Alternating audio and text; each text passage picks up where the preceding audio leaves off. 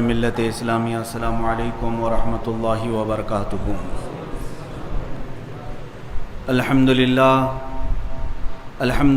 الحنان المنان الذي خلق الانسان وعلمه البیان والصلاة والسلام علی رسوله سید الانس والجان وعلى آلہ واصحابہ ذوی الخیر والاحسان، اما بعد فاعوذ باللہ من الشیطان الرجیم، بسم اللہ الرحمن الرحیم۔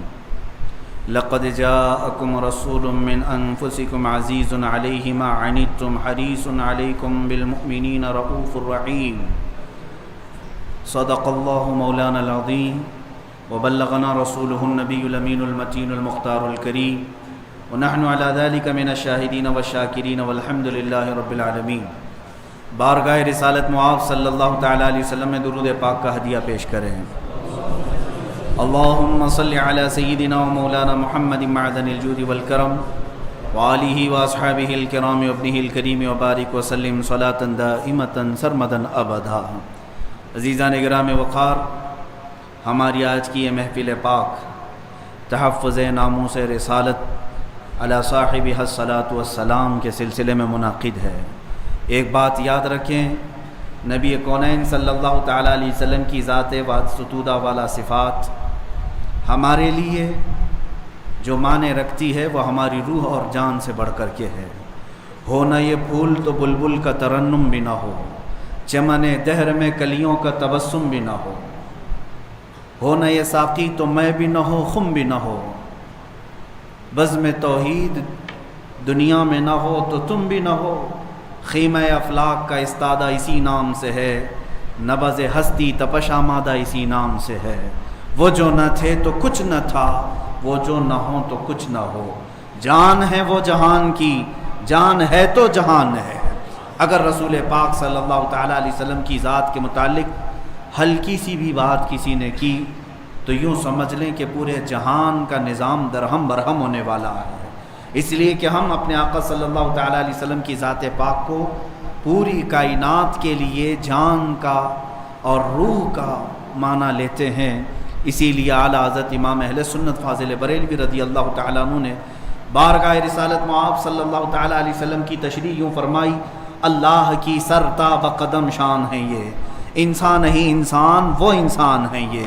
قرآن تو ایمان بتاتا ہے انہیں، اور ایمان یہ کہتا ہے میری جان ہے یہ۔ رسول پاک صلی اللہ تعالیٰ علیہ وسلم کی ذات پاک ہم سب کے ایمان کی جان ہے اور قرآن کی بھی جان ہے۔ اگر حضور پاک صلی اللہ تعالیٰ علیہ وسلم کی ذات کو ہٹا دیا گیا تو نہ اسلام ہے، نہ قرآن ہے، نہ رمضان ہے، نہ کوئی دنیا میں مسلمان نام کی کوئی چیز رہ جائے گی۔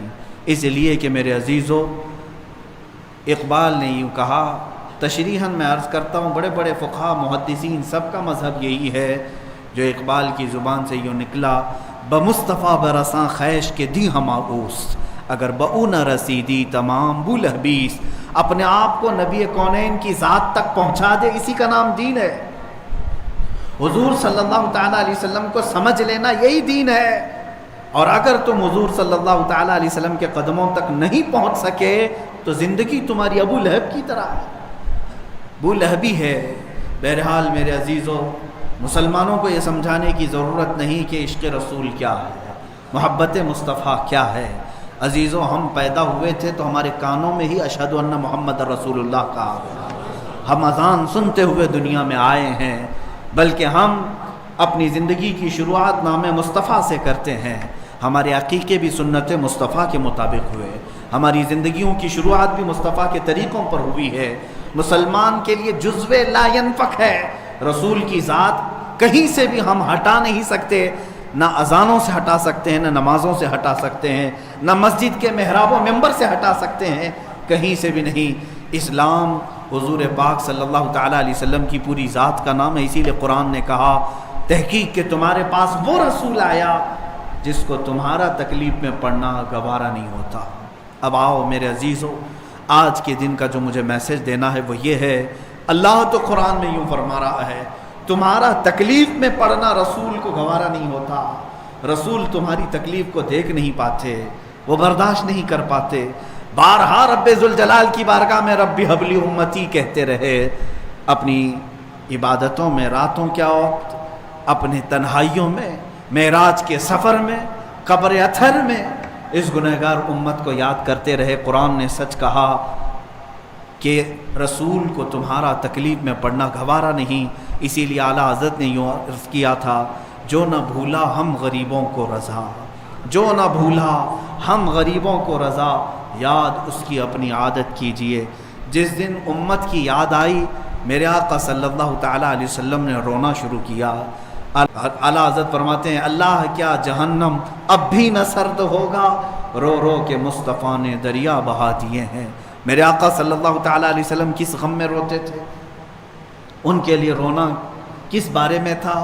صرف اور صرف یہی کہ یوں عرض کرتے تھے، رب اغفر لامتی فانہم لا یعلمون، اے اللہ میری امت کو معاف کر دے، اس لیے کہ وہ پہچانتی نہیں ہے، وہ جانتی نہیں ہے۔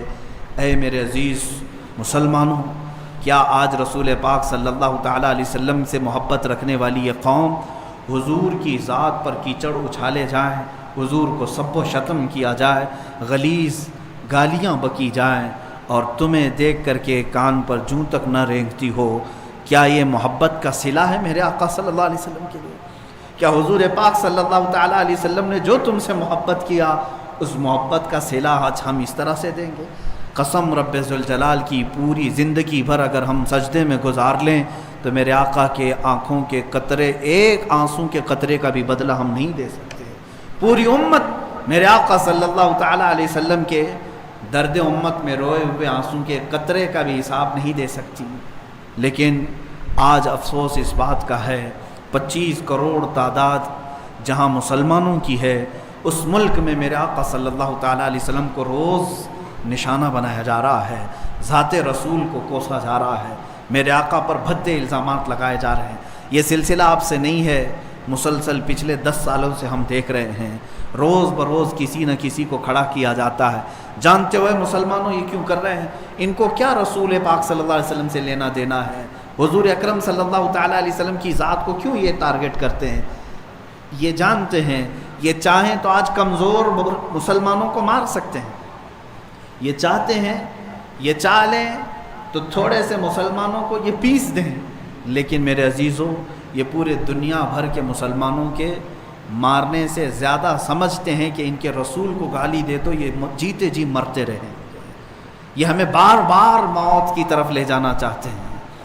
یہ جو ہمیں آزمایا جا رہا ہے، یا آج ہمارا ٹیمپریچر بھی ناپا جا رہا ہے کہ اب تک ان کے اندر کتنا ایمان کا بخار موجود ہے۔ اور اس سے قبل مہینہ نہیں گزرا ہوگا، ملعون وسیم رضوی نے قرآن پاک پر حملہ کیا، قرآن کو دہشت گردی کی کتاب کہا، آتنکواد سے بھری ہوئی کتاب کہا۔ اس کتاب کو پڑھنے والا قتل و غارت کرتا ہے، لوٹ مار کرتا ہے۔ میرے عزیزوں، یہ کسی مسلمان کی بات تو دور کی ہے، یہودی اور عیسائی جو سیکولر قسم کے ہیں وہ بھی قرآن پاک کے متعلق ایسے جملے نہیں کہتے۔ ایون ہندو بھی جو قرآن کی تعلیمات سے آشنا ہیں، ان میں بھی بڑے بڑے پنڈت گزرے ہیں، انہوں نے بھی قرآن پر ایسے بھدے الزامات نہیں لگائے۔ لیکن افسوس یہ ہے کہ ایک مسلمان جو ان کفار و مشرکین کی غلاظت کھا کر کے پلا ہوا، وہ قرآن پر حملے کرتے ہوئے سپریم کورٹ تک پہنچ گیا۔ اور میں یہ پوچھنا چاہتا ہوں کہ مسلمانوں، اب ہمارا لائے عمل کیا ہے؟ آپ کیا کرنے جا رہے ہیں؟ کیا آپ سڑکوں پر نکل کر کے احتجاج کریں گے، یہی کافی ہے؟ کیا آج آپ واٹس ایپ ادھر سے ادھر شیئر کر لیں گے، اسٹیٹس پہ اس کو گالیاں دے دیں گے، یہی کافی ہے؟ اے مسلمانوں، آج تمہارے لیے بدر، احد، خندق پڑھنے کی ضرورت ہے۔ اگر صرف سڑک پر نکل کر کے احتجاج کرنے سے جواب مل جاتا تو میرے آقا صلی اللہ تعالیٰ علیہ وسلم 313 نہتے صحابہ کو لے کر مدینے سے بدر تک نہیں آتے۔ آج ہمیں میدان میں اترنے کی ضرورت ہے، عمل کے میدان میں۔ اے مسلمانوں، اپنے آپ کو تیار کرو۔ میں دعوت دے رہا ہوں نوجوانوں کو، تو کبھی کبھار پھر میں یہ سوچتا ہوں کیا میں ان نوجوانوں کو بلاؤں عظمت رسالت کی پہرہ داری کے لیے، جن کی راتیں گانا سننے میں گزر جاتی ہیں، صبح گندی تصویریں دیکھنے میں نکل جاتی ہیں، اکثر وقت تو ان کا گیم کھیلنے میں چلا جاتا ہے، فیس بک کی چیٹنگ، انسٹاگرام پر اپنے اوقات صرف کرنے والوں کو میں کیسے دعوت دے سکتا ہوں؟ انہیں کس نام سے میں بلاؤں؟ کبھی کبھار یہ بھی شرم آتی ہے۔ اے میرے عزیزو، حالات اس قدر سخت سے سخت ہوتے چلے گئے، آج دل درد کرتا ہے، دل کے ٹکڑوں میں ہزاروں طرح کی ٹیسیں اٹھتی ہیں کہ عظمت رسالت صلی اللہ تعالیٰ علیہ وسلم پر اس قدر حملے۔ اللہ کی پناہ، ابھی ہندوستان کے ڈاسنا کے ایک مندر کے مہنت پجاری پنڈت نے جو میرے آقا صلی اللہ تعالیٰ علیہ وسلم کی شان میں بکنا شروع کیا، وہ ایک وقت کی بات نہیں، ڈیلی وہ ایک ویڈیو اپلوڈ کرتا ہے، روزانہ حضور کی شان میں گالیاں دیتا ہے اور اپلوڈ کرتا ہے۔ پورے ہندوستان بھر سے لوگ غم و غصے کا اظہار تو کر رہے ہوں گے، لیکن حکومت وقت نے ایسے کتوں کو پال رکھا ہے تاکہ مسلمانوں کا خون کھولاتے رہیں، انہیں پکاتے رہیں، انہیں ایگریسو کرتے رہیں اور ان کو مارتے رہیں حضور کے نام پر۔ میرے عزیزو، ان حکومتوں کے آنے سے بہت پہلے ہی علماء نے چیخ چیخ کر کے تمہیں کہا تھا کہ اب تمہارے حساب کتاب کا وقت آ چکا ہے، حساب کتاب کا وقت آ چکا ہے۔ جانتے ہیں، میں نے ایک آپ سے اس سے قبل بھی واقعہ عرض کیا تھا، بغداد میں تتاریوں نے حملہ کر کے پورے بغداد کو ہلاک کر دیا تھا۔ اس وقت وہاں پر موجود جو تتاری تھے، مسلمانوں کو پیٹھ کے پیچھے ہاتھ باندھ کر زمین پر الٹا لٹاتے اور ان کے سروں پر پتھر رکھتے، اپنے جوتے رکھتے۔ اتنے قتل کیے تھے انہوں نے کہ مسلمانوں کی کھوپڑیوں سے، سروں سے مینار تعمیر کیا۔ اسلام تو ختم نہیں ہوا اور نہ یہ انشاءاللہ قیامت تک ختم ہوگا، لیکن جانتے ہیں اس وقت اس تتاریوں کی جو لیڈر تھی وہ ایک عورت آئی، اس نے دیکھا ایک شخص اذان دے رہا تھا پورے سونے بغداد میں جہاں ہلاک و برباد ہو چکا ہے سب، ایک شخص اذان دے رہا ہے، اس کو گرفتار کروائی۔ عورت جو لیڈی تھی وہ اس وقت جرنیل رہی ہو، جو بھی رہی ہو، اس مسلمان سے پوچھا ان حالات میں بھی تو اذان دے رہا ہے؟ اب بھی تو اذان دے رہا ہے؟ سارے مسلمان مارے گئے۔ تو اس نے کہا جب تک روح باقی رہے گی میں اذان دیتا رہوں گا، میں پکارتا رہوں گا۔ اذان یہ جگانے کے لیے ہے، بیدار کرنے کے لیے ہے، جب تک میری زبان کھلے گی میں اذان دیتا رہوں گا۔ اس نے قریب کیا اور اس مسلمان شخص سے بات چیت شروع کی، کہا اچھا تمہارا یقین ہے اللہ کی ذات پر؟ اے مسلمانوں غور سے سنو اس بات، تمہارا یقین ہے اتنے لوگوں کے مر جانے کے بعد بھی؟ اس نے کہا اب یقین میرا اور بلند ہوا، اللہ رب العزت ہے اور وہ میرا حقیقی خالق و مالک ہے اور میں اسی کی عبادت کرنے والا ہوں۔ جانتے ہیں اس خاتون نے ایک کہا مار کے پوچھا اگر تمہارا اللہ ہے تو پھر کہاں چلا گیا؟ یہ بغداد کی اتنی ساری لاشیں انہی لوگوں کی تو ہیں جو اللہ اللہ کرتے تھے۔ دریائے دجلہ کا پانی لال ہو چکا ہے خون سے، اب بھی تو کہتا ہے کہ اللہ ہے؟ اس نے ایک مثال دی اور اس عورت نے کہا پھر تمہارے ساتھ مدد کیوں نہیں؟ ہم کیوں اب تمہارے اوپر غالب آ گئے؟ ہماری حکومت بغداد میں آ چکی، ہمارے مذہب میں آ جاؤ، ہمارے پیروکار ہو جاؤ۔ تو اس مسلمان شخص نے ایک بہت بہتر جواب دیا، اس نے کہا تم نے دیکھا ہوگا کہ بکریوں کے ریوڑ جب جاتے رہتے ہیں تو بکریاں پالنے والا ایک کتا بھی پالتا ہے، دیکھا ہوگا، اور بکریاں جب چلتی جاتی ہیں ریوڑ میں، ایک آدھ بکری اگر راستہ چھوڑ کر ادھر ادھر جائے تو کتا بھونکتے بھونکتے اسے ریوڑ میں لاتا ہے۔ کتا ٹرینڈ ہوتا ہے، مالک کی بکریوں کی حفاظت کرتا ہے، اگر ایک آدھ بکری بھی ادھر ادھر چلی گئی تو کتا اسے بھونکتے بھونکتے واپس اس ریوڑ میں جمع کر دیتا ہے۔ اس مسلمان نے یہی کہا جب مسلمان صراط مستقیم سے ہٹتے ہیں تو اللہ تم جیسے کتے ہمارے اوپر نافذ کرتا ہے، تمہارے جیسے کتوں کو مسلط کرتا ہے کہ تم چیختے ہو، پھاڑتے ہو، مارتے ہو تاکہ مسلمان سیدھے راستے پر آ جائے۔ اے میرے عزیزو، آج جن کتوں کو ہمارے اوپر مسلط کیا گیا ہے تمہیں صراط مستقیم پر لانے کے لیے کہ تم باز آ جاؤ۔ آج ایک چھوٹا سا تجزیہ بھی اگر میں تمہارے سامنے پیش کروں، حیرت ہوتی ہے، کیا جینے کے یہ انداز ہیں مسلمانوں کے، جس کو اقبال نے بہت پہلے کہا تھا کہ تہذیب میں ہو نصارہ تو تمدن میں یہود، تمدن میں ہنوت، یہ وہ مسلمان ہیں جنہیں دیکھ کے شرمائے یہود۔ تمہارے طور طریقے نصارہ کے، یہود کے اور ہنود کے، انہی کاموں میں تمہاری صبح و شام گزر رہی ہے۔ تم نے اسلام کو اپنے گھروں میں اجنبی کر رکھا، تم نے اپنے چہروں سے سنتیں ہٹا دی، تم نے اپنے لباس ختم کر دیے۔ حد تو یہ ہے کہ پولیس اسٹیشن میں جائیں، ڈپارٹمنٹ میں جائیں، سب سے زیادہ وہاں پر مسلمان مجرمین پکڑ کر کے لائے جاتے ہیں۔ جیلوں میں مسلمان ہیں، کورٹ میں مسلمان ہیں، نشے کے کاروبار میں مسلمان ہیں۔ کیا یہ جینے کے انداز ہیں تمہارے؟ میں آج کے ان مسلمانوں کو ضرور کہنا چاہوں گا کہ تم پاکیزگی کے لیے آئے تھے، طہارت کے لیے آئے تھے۔ تمہارے ہاں تو استنجا کے طریقے تک بتا دیے میرے مصطفیٰ کریم صلی اللہ علیہ وسلم نے، لیکن اس قوم کی حالت آج یہ ہے کہ ان کے محلے سب سے زیادہ غلاظت، ان کے محلوں میں بے حیائی زیادہ۔ جب تم اسلام کی بنیادوں کو چھوڑ کر کے دوسری جگہ عزت پانے کی کوشش کرو گے تو پھر تمہارے ساتھ یہی ہوگا۔ اے مسلمانوں، بار بار جو تمہاری جانوں کو جلایا جا رہا ہے اس کی وجہ یہ ہے کہ تم اپنے اعمال کو بدلو، تم اپنے اخلاق کو بدلو۔ تم کس منہ سے میرے آقا کے نام کی بات کرتے ہو، حضور پاک صلی اللہ تعالیٰ علیہ وسلم کی محبت کے نعرے لگاتے ہو؟ کبھی اپنے اعمال سے پوچھا، کبھی اپنے گھروں سے پوچھا؟ صحابی آئے، حضور سے پوچھا گھر میں بیٹا ہوا کیا نام رکھوں؟ میرے آقا نے فرمایا محمد رکھو۔ 1.5 سال 2 سال کے بعد آئے، کہا حضور دوسرا بیٹا ہوا ہے کیا نام رکھوں؟ کہا محمد رکھو۔ پھر 2 سال کے بعد آئے، کہا تیسرا بیٹا ہوا ہے نام کیا رکھوں؟ میرے آقا نے فرمایا محمد۔ انہوں نے کہا یا رسول اللہ پہلے بھی محمد ہے، دوسرے بھی ہے، پھر تیسرا بھی رکھوں؟ میرے آقا نے فرمایا کیا تجھے فرق پڑتا ہے تیرے ایک گھر میں 3 محمد ہوں؟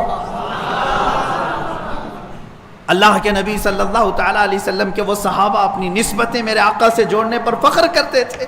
عمر ابن خطاب رضی اللہ تعالیٰ عنہ یوں فرماتے ہیں کہ ہم تو ایک ذلیل قوم میں سے تھے، رسول پاک کے قدموں کی برکت ہے کہ انہوں نے ہمیں عزت عطا فرمائی۔ جب تک بکے نہ تھے تو کوئی پوچھتا نہ تھا، یا رسول اللہ تم نے خرید کر ہمیں انمول کر دیا۔ آج تمہاری جو عزتیں ہیں وہ صرف نام رسول کی وجہ سے ہے۔ آبروئے ماں ز نام مصطفیٰ است، ہر چے دری دنیا باد مصطفیٰ است۔ اس دنیا میں جو کچھ بھی ہمارے لیے مسلمانوں کے لیے وہ نبی کونین صلی اللہ تعالیٰ علیہ وسلم کی عزت کے بات ہے۔ آپ کیا سمجھتے ہیں بدر کیوں ہوئی، احد کیوں ہوئی، خندق کیوں ہوئی، حنین، تبوک، یہ کیوں ہوئی جنگیں؟ اس لیے کہ عظمت رسالت پر جب کسی نے انگلی اٹھائی صحابہ بے قرار ہوئے اور اپنے شہروں سے باہر نکل آئے، اور پھر دنیا کو یہ سبق سکھایا۔ سلطان عبدالحمید ثانی اللہ ان کی قبر پر ہزاروں رحمتیں نازل فرمائے، ترکی کے وہ عظیم خلیفہ اسلام تھے۔ فرانس نے ایک بار گستاخی کی تھی تو انہوں نے برجستہ یوں کہا تھا کہ فوراً اپنی وہ فلم جو ریلیز کرنے والے ہو رسول پاک صلی اللہ تعالیٰ علیہ وسلم کے نام سے یا کارٹون بنانے کے پلان ہوں، فوراً ترک کرو ورنہ ساری دنیا میں تمہارے سر پر لا کر پھوڑ دوں گا۔ صرف اتنا ایک خلیفہ اسلام کا کہنا تھا کہ فرانس اپنے قدم پیچھے لے لیا، آج سے 100 سال پہلے کی۔ آج دنیا بھر میں 57 اسلامی ممالک کا کوئی بادشاہ میرے نبی کے نام پر بات کرنے کو تک تیار نہیں۔ حضور اکرم صلی اللہ تعالیٰ علیہ وسلم کی عظمت پر اس قدر غلیظ حملے ہو رہے ہیں لیکن کوئی بولنے کو تک تیار نہیں۔ کہاں ہے سعودی، کہاں ہے امارات، کہاں ہے کویت، کہاں ہے بحرین، کہاں ہے عراق و شام و یمن؟ سب ختم۔ یہ آپسی رسہ کشی میں مبتلا ہیں، وہ ایک دوسرے کے سر مارنے میں مصروف ہے۔ اے مسلمانوں، اقبال نے بہت پہلے ہی یہ کہا تھا، ان سے پھرے جہاں پھرا پھر آئی کمی وقار، ان کے جو ہم غلام تھے خلق کے پیشوا رہے۔ ایک نقطہ اتحاد تھا ہمارے پاس، وہ نام رسول، میرے آقا صلی اللہ تعالیٰ علیہ وسلم کا نام پاک پورے لوگوں کو ہمیں جوڑ رکھتا تھا۔ مدینے میں حبشہ سے کوئی آیا ہے، روم سے کوئی آیا ہے، فارس سے کوئی آیا ہے، لیکن جب وہ سارے لوگ الگ الگ ملکوں سے الگ الگ نسلوں سے آتے، مدینے میں میرے آقا کے نام پر سب سگے بھائیوں کی طرح جڑ جاتے تھے۔ آج یہ اختلافات، یہ انتشارات جنہوں نے ہمیں توڑ رکھا ہے، جس کی وجہ سے کچھ مٹھی بھر شدت پسند آتنکواد پنڈت جنہوں نے میرے نبی کونین صلی اللہ تعالیٰ علیہ وسلم کی شان میں ہرزہ سرائی شروع کی ہے۔ آج میں برجستہ یہ کہتا ہوں، علل اعلان کہتا ہوں، ہندوستان میں سب سے بڑا کوئی آتنکواد ہے تو وہ نرسنگھارم سوامی ہے، جو میرے آقا صلی اللہ تعالیٰ علیہ وسلم کی عزت پر حملے کر رہا ہے۔ بارہا اسے مطالبہ کیا گیا ان تمام باتوں کو ختم کرنے کا۔ اب میں بہت احتجاجات کی بات نہیں کروں گا، ایک میری بات سن لے۔ میں آج بڑے جذبات کے ساتھ اگرچہ ہوں، بولنے کی اب ہمارے پاس بھی طاقت نہیں رہ گئی، اس لیے کہ ہم بھی مجرم ہیں۔ بارگاہ رب العزت میں اگر ہماری پکڑ ہو گئی کہ تمہاری جوانی کے دوران مصطفیٰ کریم صلی اللہ تعالیٰ علیہ وسلم کی عزت پر حملے ہوتے تھے، تم کیا کہتے تھے، مجھے ڈر لگتا ہے آج یا کل اگر ہم مریں گے، ہماری بھی لاشیں قبرستانوں میں جائیں گے، قبروں میں تو ہم اس نام سے جاتے ہیں کہ دیدار مصطفیٰ ہوگا، لیکن اے مسلمانوں اب کس نام سے ہم جائیں گے؟ رسول پاک صلی اللہ تعالیٰ علیہ وسلم قبر میں تشریف لائے اور پھر اگر ہمیں دیکھ کر کے یہ فرمائیں تو ہی وہ ہے جو میرے نام کی گندی گالیاں سن کر کے ابھی قبر میں لیٹا ہے، ہمارے پاس کوئی جواب نہیں رہے گا۔ حضور پاک صلی اللہ تعالیٰ علیہ وسلم کی عظمت پر رقیق حملے جانتے ہیں، جس سوامی نے، جس پنڈت نے، جس مہنت نے حضور پاک کے لیے شبد استعمال کیے، وہ میں اس کا نام بھی اس مقدس مسجد میں لینا نہیں چاہتا، لیکن میں کھل کر کے رد کرنا چاہتا ہوں، حکومت وقت سے کہتا ہوں ایسے کتوں کے گلوں میں اپنے پٹے باندھ لو۔ اور سنو، یہ کہتا ہے وہ پنڈت کہ میں بلیدان دینا چاہتا ہوں اور مجھے کوئی مسلمان آ کے مار دے، قتل کر دے، تاکہ ہندو سب سمجھ جائیں کہ مسلمان ہتھیارے ہوتے ہیں۔ سن وہ خبیث مردود، تیرے خون کی ہمارے نزدیک کوئی قدر و قیمت نہیں۔ جو لوگ یہ کہتے ہوں گے کہ اس کے سر کی اتنی قیمت، اتنی قیمت، میں کہتا ہوں 5 پیسے کی بھی قیمت نہیں۔ اس سے بڑے نمرودوں کو اللہ نے مچھر سے ہلاک کیا ہے۔ دیکھنا تم جن کیڑوں کے ذریعے سے مرو گے وہ پوری دنیا کے لیے عبرت کا نشان بنو گے۔ میں یہاں پر اپنے نوجوانوں سے نہیں کہہ رہا ہوں، اس غلیظ خون کو اللہ ہی کافی ہے، اس غلیظ خون کے لیے، انتقام کے لیے اللہ کافی ہے۔ اور یہ کہتا ہے بلیدان کی بات، تمہاری ماؤں نے اتنا جگر تمہارے اندر دیا ہی نہیں کہ تم مرنے کے لیے تیار ہو۔ بلاؤ اپنی قوم کو اور پھر ہم بتاتے ہیں عظمت رسالت پر کون قربانی دیتا ہے۔ میدان میں آنے کے بعد پتہ چلے گا، اگر کوئی اپنی گردن کٹا سکتا ہے تو صرف نام مصطفیٰ پر کٹایا جا سکتا ہے۔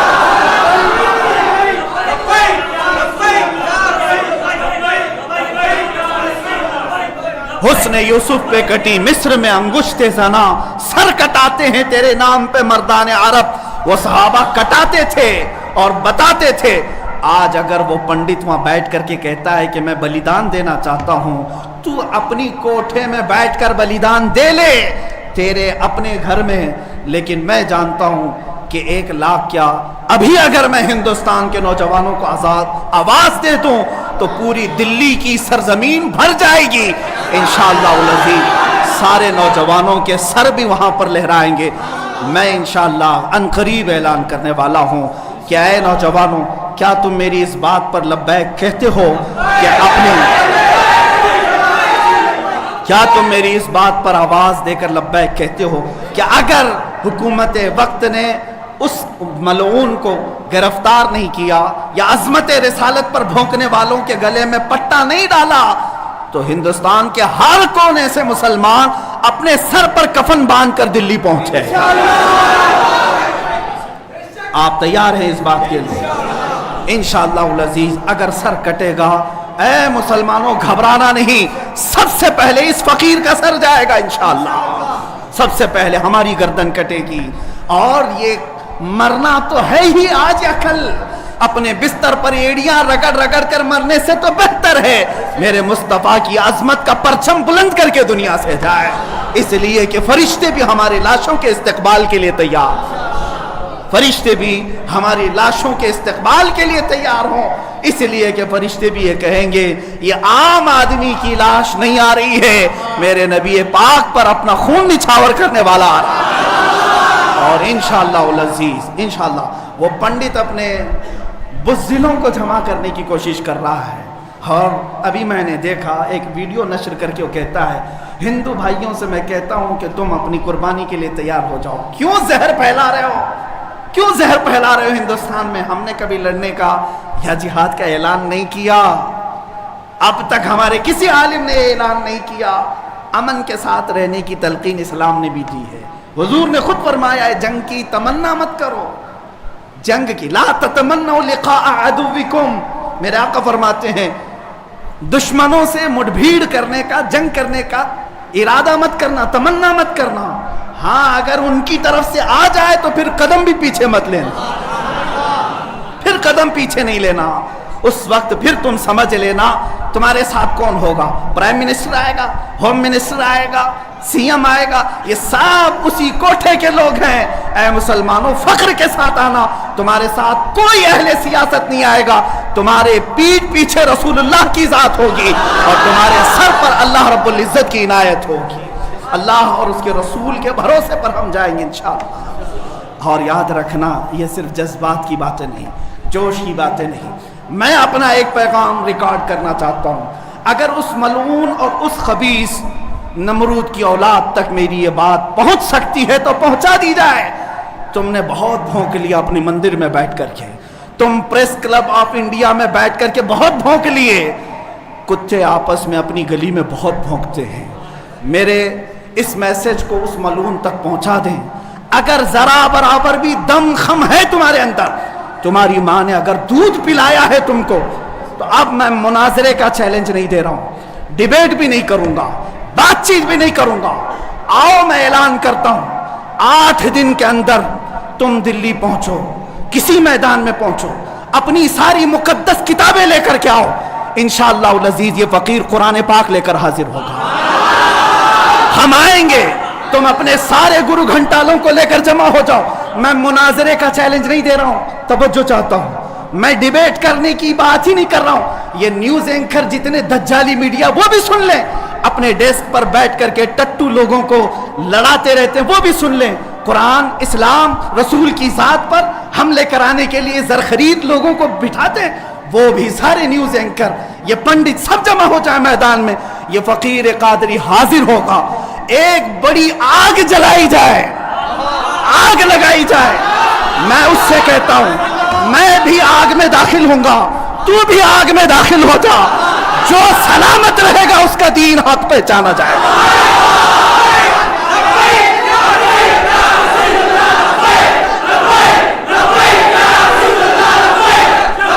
बहुत हो गया है मुसलमानों, बहुत हो गया एहतजाज, बहुत हो गए प्रोटेस्ट, बहुत हो गए इनसे मुतालबे करना कि इसको गिरफ्तार करो, इसका सर चाहिए। आओ आज आर पार की बात कर लेते हैं। जमाना गुजर गया, 800 साल हो गए। सरकार गरीब नवाज को भी यही चैलेंज किया गया था।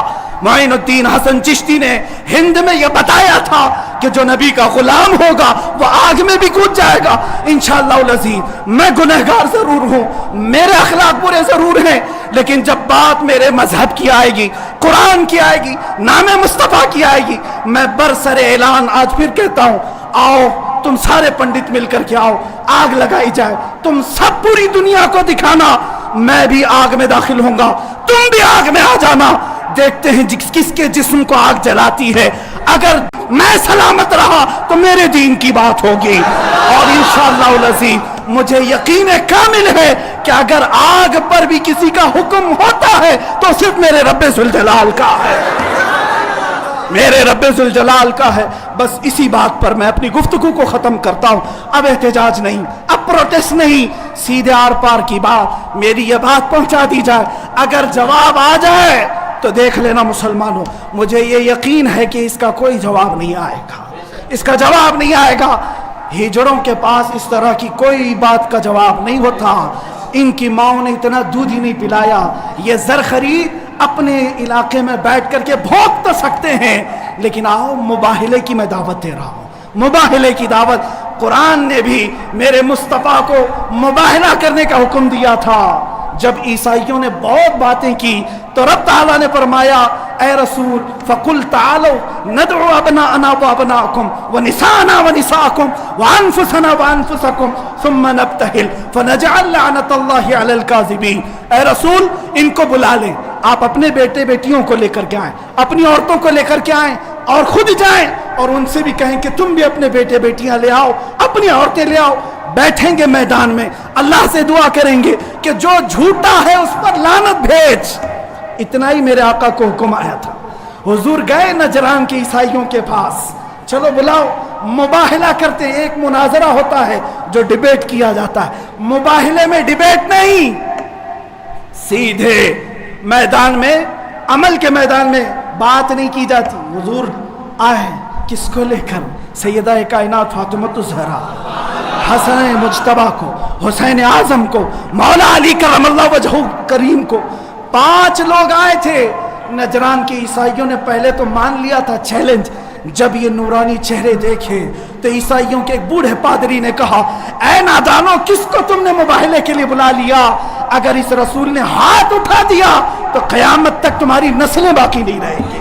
اور مجھے میرے مصطفیٰ کے اس مباہلے کی برکت سے یقین ہے، لیکن میرے مصطفیٰ کی نسبت میرے ساتھ موجود ہے، میرے پیر و مرشد کی نسبت میرے لیے کافی ہے. انشاءاللہ العزیز مباہلے کے لیے فقیر حاضر ہوگا. جواب آ جائے، اے سنی مسلمانوں انتظار کرو، اب لڑائی آر پار کی ہو جاتی. دیکھا جائے گا کس کا دین حق ہے، کس کی کتاب حق ہے، کس کا رسول حق ہے. اسی بات پر خاتمہ ہوگا. وآخر دعوانا الحمدللہ رب العالمین.